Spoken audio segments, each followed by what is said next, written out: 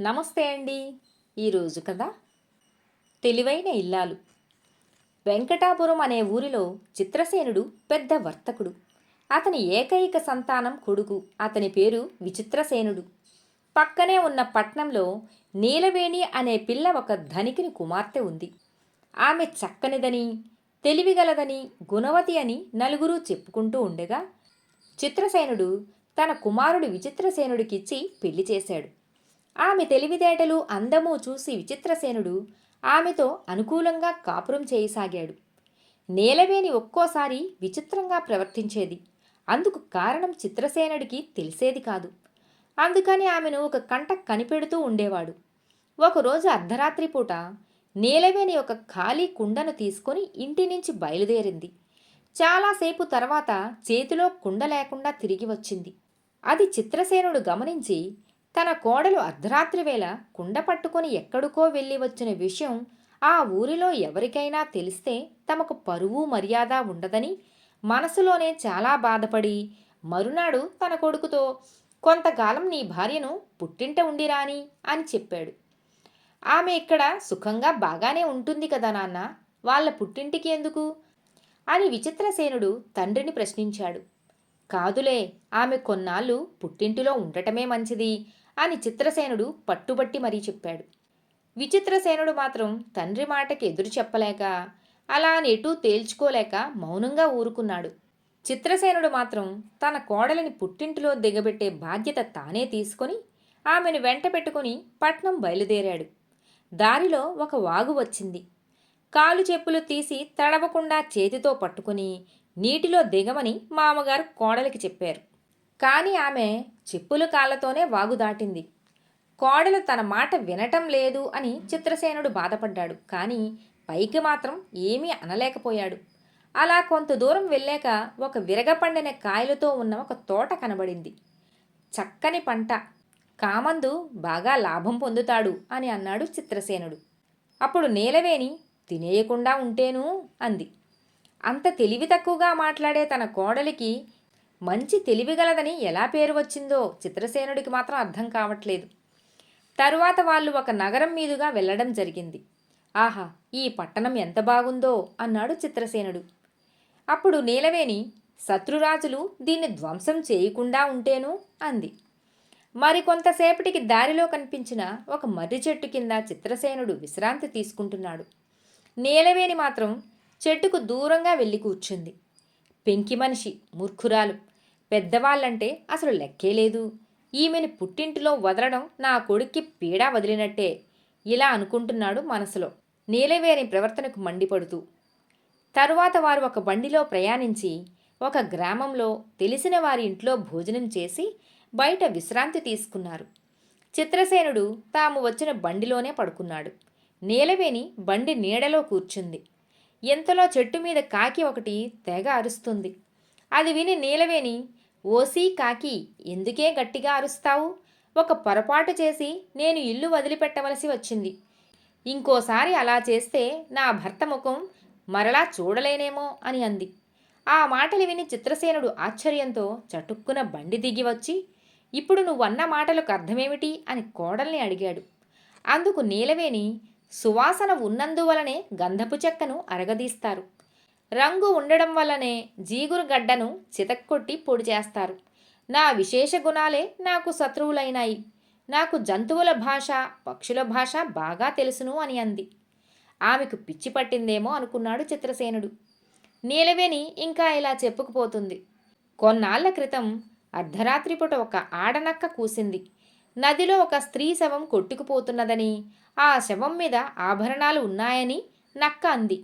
అది విని నేను ఖాళీ కుండ తీసుకుని నదికి వెళ్ళి శవాన్ని నీటి నుండి బయటకు లాగి ఆభరణాలు తీసుకుని కుండలో వేసుకుని ఆ కుండను ఒడ్డునే ఒకచోట గుర్తుగా పాతిపెట్టి శవాన్ని మరలా నీటిలోకే తోసి ఇంటికి వచ్చేశాను. ఈ చిన్న తప్పు చేసినందుకు మీరు నన్ను అనుమానించి మా పుట్టింట్లో దిగబెడుతున్నారు అని వివరంగా చెప్పింది నీలవేణి మామగారికి. చిత్రసేనుడు ఇదంతా విని ఆశ్చర్యము, కోడలిపై జాలి కలిగింది. నీలవేణి ఇంకా ఇలా చెప్తుంది. అయితే నా మీద పశుపక్ష్యాదులకు ఎంత అభిమానమో చూడండి. ఆ కాకి ఇంతసేపటి నుండి నాతో చెబుతుంది ఏంటంటే, ఆ చెట్టు మొదట్లో భూమిలో పెద్ద నిధి ఉంది అని చెప్పింది. చిత్రసేనుడు వెంటనే ఆ చెట్టు మొదట్లో తవ్వాడు. పెద్ద నిధి ఉన్న ధనరాశి దొరికింది అతనికి. అతనికి తన కోడలి మీద అపారమైన విశ్వాసము, గౌరవము కలిగాయి. చిత్రసేనుడు నీలవేణితో, నేను నిన్ను సరిగా అర్థం చేసుకోలేకపోయానమ్మా అని బాధపడ్డాడు. మనము తిరిగి ఇంటికి వెళ్ళిపోదాము అని అన్నాడు. వారికి తిరుగు ప్రయాణం ఉత్సాహంగా సాగింది. దారిలో తాము సేదదీరిన మర్రి చెట్టు కనబడగానే చిత్రసేనుడు కోడల్ని, నువ్వు మర్రి చెట్టు కింద ఎందుకు కూర్చోలేదు అని అడిగాడు. అందుకు నీలవేణి, మర్రి చెట్టు తొరలలో పాములుంటాయి, చెట్టు మీద ఉండే పక్షులు రెట్టలు వేస్తాయి, అందుకే కూర్చోలేదు అని సమాధానం చెప్పింది.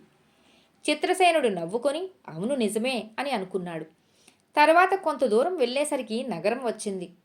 ఈ నగరాన్ని శత్రురాజులు ధ్వంసం చేయకుండా ఉంటేనే కదా అని అన్నావు కదా ఇంతకుముందు, దానికి అర్థమేమిటి అని అడిగాడు చిత్రసేనుడు. ఈ నగరంలో బాటసారుల సౌకర్యం కోసం ఒక్క సత్రమైనా లేదు. ఇది తేలికగా శత్రురాజుల వశమవుతుంది అని అంది నీలవేణి. తర్వాత కొంతసేపటికి విరగపండిన తోట వచ్చింది. దానిని చూస్తూ అడిగాడు చిత్రసేనుడు. యజమాని ఈ పంటను అమ్మి డబ్బును సద్వినియోగం చేస్తేనే నిజంగా లాభం వచ్చినట్టు, అందుకే ఇందాక అలా చెప్పాను అని చెప్పింది నీలవేణి. తరువాత వాగు వచ్చింది. వాగులో రాళ్ళుంటాయి, జలచరాలు ఉంటాయి. నేల మీదలాగా అవి మన కంటికి కనిపించవు. అందుచేత నీటిలో నడిచేటప్పుడు విధిగా పాదరక్షలు ధరించాలి అని అంది నీలవేణి. ఆమె తెలివితేటలకు చిత్రసేనుడు మెచ్చుకున్నాడు. ఇంటికి తిరిగి వచ్చిన భార్యను చూసి విచిత్రసేనుడు చాలా సంతోషించాడు. తన తండ్రి ఆమెకు ఇంటి పెత్తనం ఇవ్వటం చూసి ఆమె తన తండ్రి విశ్వాసాన్ని పొందింది అని అతను గ్రహించాడు. ఒకరోజు నది ఒడ్డుకు వెళ్ళి కుండలో దాచిన ఆభరణాలను ఇంటికి తీసుకువచ్చాడు చిత్రసేనుడు. ఆ సమయంలోనే ఆ దేశపు రాజు మంత్రిని నియమించే ఉద్దేశంతో అనేక మంది మేధావులను రప్పించి వారితో గోష్ఠి జరుపుతున్నట్టు జరుపుతూ పరీక్ష చేస్తున్నాడు. ఆ సభకు విచిత్రసేనుడు తన భార్య నీలవేణితో సహా వెళ్ళి ఆ రాజ్యంలోని ధర్మశాలలో దిగాడు. రాజుగారిని కాళ్లతో తన్నిన వారికి ఏమి శిక్ష వేయాలి అని రాజుగారు అకస్మాత్తుగా సభకు వచ్చిన మేధావులను అడిగాడు.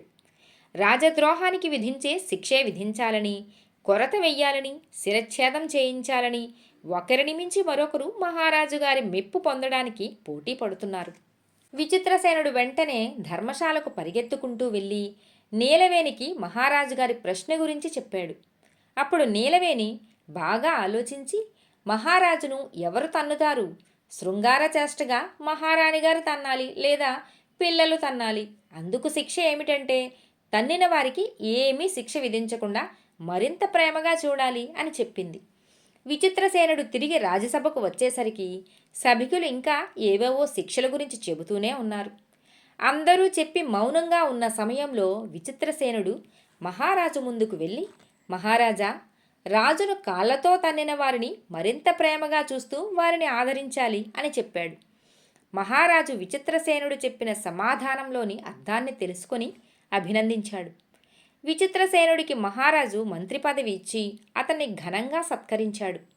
విచిత్రసేనుడు నీలవేణితో కలిసి దివానంలో కాపురం పెట్టి నీలవేణి సహాయంతో రాజుగారికి అద్భుతమైన సలహాలిస్తూ గొప్ప మంత్రి అని ప్రజల చేత అనిపించుకుంటూ సుఖంగా జీవించసాగాడు. ఈ కథ మీకు నచ్చిందా? నచ్చితే ఒక లైక్ చేయండి.